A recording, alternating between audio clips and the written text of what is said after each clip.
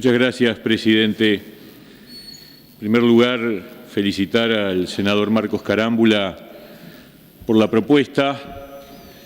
de hacer un homenaje que es obviamente más que merecido y por sus palabras, que han sido realmente brillantes y absolutamente compartibles. Tomás era una persona extremadamente cálida, bondadosa por esencia y al mismo tiempo inteligente, profundo, con un claro valor por la amistad y por lo entrañable, por lo cercano. Yo tuve la suerte de conocerlo e irremediablemente quererlo como todos los que conocieron a Tomás, más allá de que no haya tenido una relación intensa, pero sí me siento orgulloso de haber tenido la oportunidad de conocerlo, porque él integraba la barra de la democracia cristiana en Tacuarembó en las épocas de la dictadura, junto a un grupo de gente muy talentosa y además muy profunda, con un gran nivel de análisis. Carlitos de Melo, el Tano Marquesano, el Flaco Casalás. Por lo tanto, tuve la oportunidad de tratarlo incluso como correligionario. Luego los caminos nos separaron, él integró la vertiente artiguista y desde allí continuó su compromiso político. Y cuando el senador Carámbula hablaba de las referencias de hombres de la cultura con los que él convivió e integró ese grupo, uno dice, algún día alguien tendrá que estudiar qué es lo, desde el punto de vista sociológico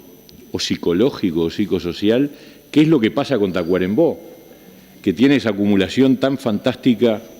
de figuras de la cultura de tanto valor. Desde Carlos Gardel en adelante todos los nombres que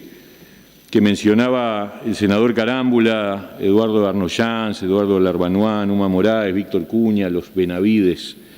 Washington y Carlos. A mí siempre me llamó la atención cómo se ha generado esa capacidad de producir hombres con esa capacidad creativa, y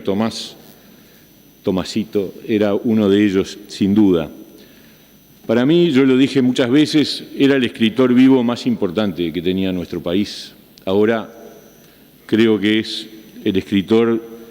de la generación postdictadura de mayor relieve, de mayor relevancia. Trampas de Barro es el nombre de un cuento, pero además es la compilación de una serie de cuentos fantásticos, buenísimos, que están escritos desde su experiencia como abogado justamente en el departamento de Tacuarembó,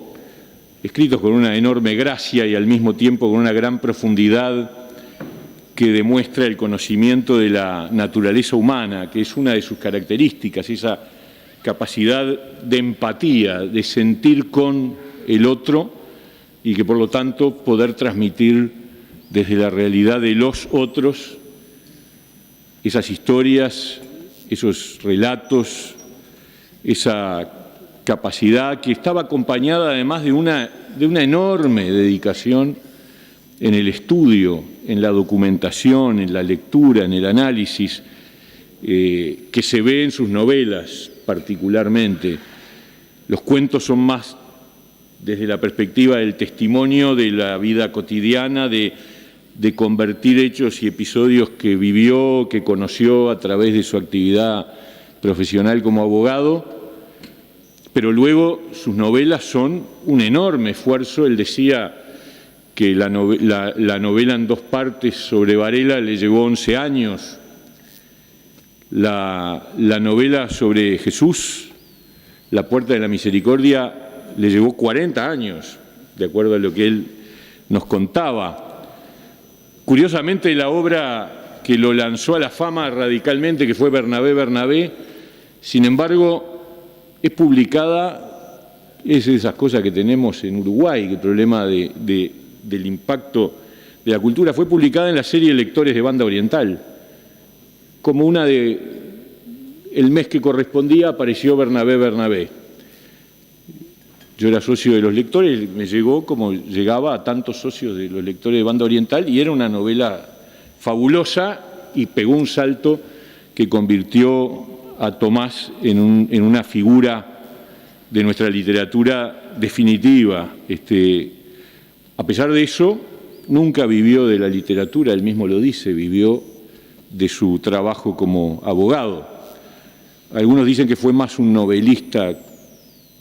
que en la especialización de los cuentos, que es la tradicional especialización de los autores uruguayos. Sin embargo, también sus cuentos son extremadamente disfrutables y buenísimos.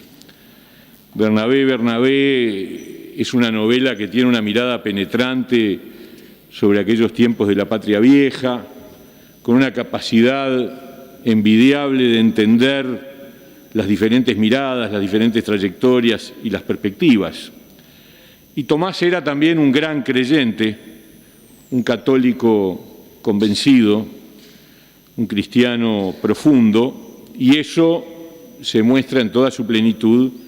en la enorme obra que es La Puerta de la Misericordia. Está escrito desde un creyente, sin ninguna duda. Es una obra de más de 1000 páginas, que cuenta además con una apabullante información y conocimiento de la Biblia, en particular de los Evangelios, pero también de la historia y de la cultura de aquellos tiempos y de la geografía de esos lugares. Es una obra monumental, realmente impresionante, y además, como él mismo lo dice, lo decía el senador Carámbula, la escribió pensando en el no creyente, la escribió con una mirada que era, por otra parte, su personalidad, abierta, plural, antidogmática, con capacidad, como decía el propio de Matos, de abrir ventanas de salida para distintas perspectivas, para distintos lectores, para distintas personas. Y es una obra que se centra en uno de los más grandes misterios que le plantea a los cristianos la vida de Jesús, que es su doble naturaleza, humana y divina. Asumió la opción de imaginar al personaje que es el centro de la novela, que es relatada desde otro personaje que él construye, pero imaginar a un Jesús que vive el conflicto radicalmente humano de ir descubriendo, como tantos de nosotros, su vocación y su misión en la vida, e ir descubriendo, en el caso de Jesús, y para un creyente, en forma paralela su naturaleza divina, sin perder en nada su radical condición humana. Es una cosa extremadamente compleja y que maneja con una maestría impresionante, porque permite entender esa cuestión de cómo cada ser humano va entendiendo qué es lo que tiene que hacer en la vida, cuál es su llamado, cuál es su vocación profunda, cuáles son sus compromisos y sus definiciones, pero también es abordar desde la literatura uno de los asuntos más complejos de la teología, que es la discusión sobre Jesús hombre y Jesús Dios, asumido o aprendido, dado o descubierto, que es un debate secular, es decir, para los que creemos en la naturaleza divina de Jesús, el gran asunto es, ¿nació sabiendo o se fue encontrando? Él opta por la segunda alternativa y lo hace, lo cuenta, lo narra con una particular profundidad. Y luego vino su otra obra monumental, la de Varela, y yo creo que allí confirma, digamos,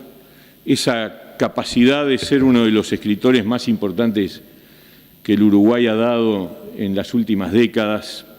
como novelista probablemente de los mejores, sin duda alguna. Tenía anotadas algunas de frases de un reportaje que ya leyó Marcos sobre el tema de la muerte, que Tomás aborda en un reportaje que salió publicado en el portal Montevideo.com, y decía también en ese mismo reportaje: lo que tengo para escribir hace mucho tiempo que lo he pensado. Toda mi vida pensé en hacer una novela sobre Jesucristo, ya la había escrito, pero también me importa mucho la figura de Pablo de Tarso, Artigas, Venancio Flores, Bernardo Berro, Figari, Bá Ferreira y Valle. Y quisiera hacer cuentos también contemporáneos, que a veces los tengo medio pensados, pero esos son más difíciles porque tenés que inventarles un final o una situación de abandono del cuento. Sin duda, esto que acabo de leer indica cuánto nos hemos perdido, cuántas obras en su cabeza quedaron y que nunca conoceremos, quedaron pendientes, como quedará tan fuerte en nosotros extrañar al querido Tomasito. Muchas gracias.